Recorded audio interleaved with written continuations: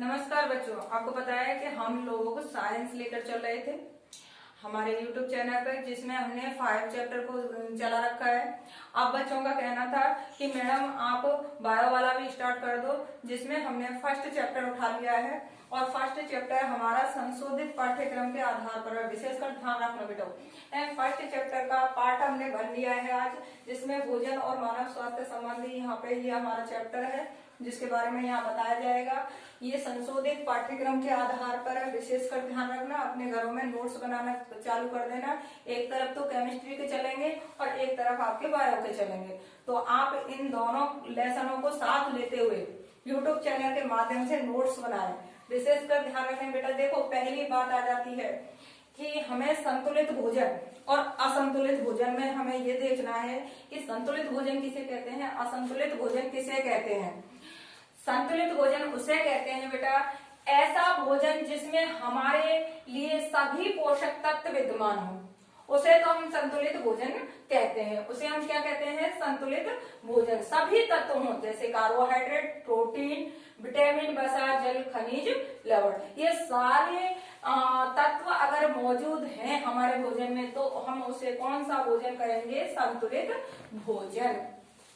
बात कर लेते हैं असंतुलित भोजन किसे कहते हैं, ये भी क्वेश्चन पूछा जा सकता है। तो ऐसा भोजन जिसमें हमारे लिए आवश्यक सभी पोषक तत्व उचित मात्रा में उपस्थित नहीं हो बेटा।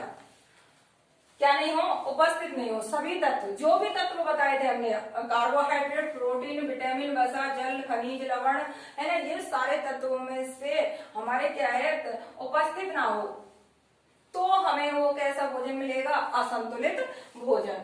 बात कर लेते हैं बेटा पोषण की। पोषण क्या चीज होती है? पोषण किसे कहते हैं, ये भी क्वेश्चन हमारे लिए आ सकता है। तो ऊर्जा के स्रोत भोजन को शरीर के अंदर लेने की क्रिया को हम पोषण कहते हैं। कि ऊर्जा के स्रोत जो है, भोजन को हमारे शरीर के अंदर करते हैं, तो हमें क्या मिलता है? पोषण मिलता है। तो उसको हम क्या कहेंगे? पोषण कहेंगे बेटा। बात कर लेते हैं कुपोषण की, क्योंकि पोषण के साथ में कुपोषण भी आता है।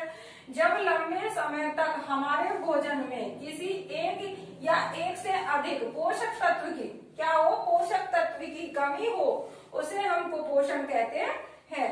कि कोई भी पोषक तत्व हो, है ना, और लंबे समय तक, जैसे कार्बोहाइड्रेट, प्रोटीन, है ना, वसा, कोई भी एक तत्व की लंबे समय तक क्या हो?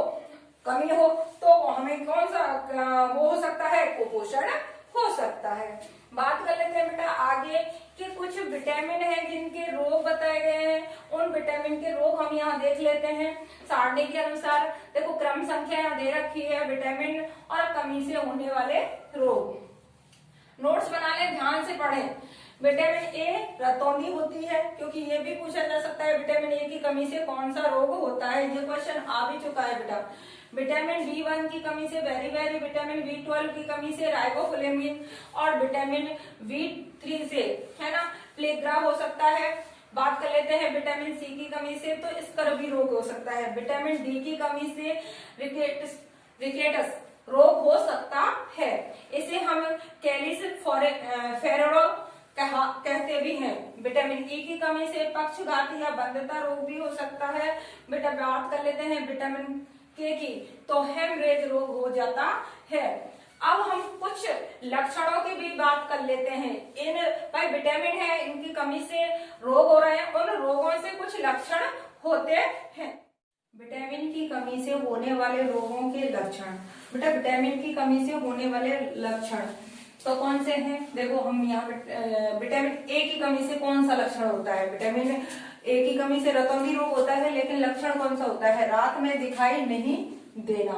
यानी ध्यान रखना कि रात, जिन व्यक्तियों की रतौंधी नामक रोग होता है, उनको रात में दिखाई नहीं देता है। अब बात कर लेते हैं विटामिन 1 की। हृदय की धड़कन कम होना, पेशी या तंत्रिकाएं कमजोर हो जाती हैं इस रोग के कारण। तो ये सारे हमारे लक्षण आ रहे हैं, तो ध्यान रखना कि ये भी पूछा जा सकता है विटामिन B1 की कमी से कौन सा रोग तथा उसके लक्षण क्या हैं। विटामिन 12 की कमी 2 से होने वाले वो लक्षण कौन से हैं? मुंह के किनारे व होठों की त्वचा का फटना, जो मुंह के किनारे होते हैं तथा होठों की जो त्वचा होती है वो फट जाती है। स्मृति में कमी आ जाती है, मतलब तुम्हारी याददाश्त है वो कमजोर हो जाती है। बात कर लेते हैं विटामिन सी की कमी से। तो मसूड़ों से खून आना लक्षण है पहला, मसूड़ों से खून आना। तो आपको समझ जाना है कि विटामिन सी की कमी होने लग गई है, तो डॉक्टर भी विटामिन सी की कमी वाली टैबलेट आपको देने लग जाएगा। त्वचा पर चकत्ते बनना, ये आपको लक्षण याद रखने हैं। विटामिन डी की कमी से कौन से लक्षण आते हैं? तो पैरों की हड्डियां मुड़ जाती हैं व घुटने पास आ जाते हैं। बात कर लेते हैं विटामिन ई की कमी से कौन से लक्षण होते हैं? तो प्रजनन क्षमता में कमी आ जाती है। जो प्रजनन क्षमता होती है, यानी हम कह सकते हैं जो गर्भवती स्त्रियां होती हैं उनके क्या है, प्रजनन क्षमता में कमी आ जाती है। केंद्रीय तंत्रिका तंत्र क्षतिग्रस्त हो जाते हैं। बात कर लेते हैं विटामिन के की कमी से, है ना, कौन से लक्षण हमें दिखाई देते हैं? तो ध्यान रखना, रक्त का थक्का न जमना, जैसे दुर्घटना वगैरह हो जाए, अगर उस व्यक्ति में विटामिन डी के की कमी है तो उसका खून रुकेगा नहीं है, इसीलिए उसे रोग कौन सा हो जाएगा? हेमरेज रोग हो जाता है। बेटा इस तरीके से हमने यहाँ पर संतुलित भोजन, असंतुलित भोजन व पोषण व कुपोषण, है ना, और विटामिन की कमी से होने वाले रोग व उसके लक्षण यहाँ पर हमने अध्ययन किया। इसी प्रकार आगे हम अध्ययन करेंगे प्रोटीन की कमी से होने वाले रोग तथा विटामिन की कमी से कौन से रोग हो जाते हैं, उनके बारे में हम देखेंगे अगली वीडियो में। इसीलिए देखना ना भूलें और इस पार्ट को आराम से नोट्स बनाकर अपने घरों में रख लें। ध्यान रखना, हम दोनों तरह से चला रहे हैं साइंस को। एक तरफ तो हमने केमिस्ट्री के चैप्टर चला रखे हैं और एक तरफ हमने आपको बायो के चैप्टर चालू कर दिए हैं शुरू से। तो ध्यान से नोट्स बनाएं और अपने घरों में याद करें। धन्यवाद।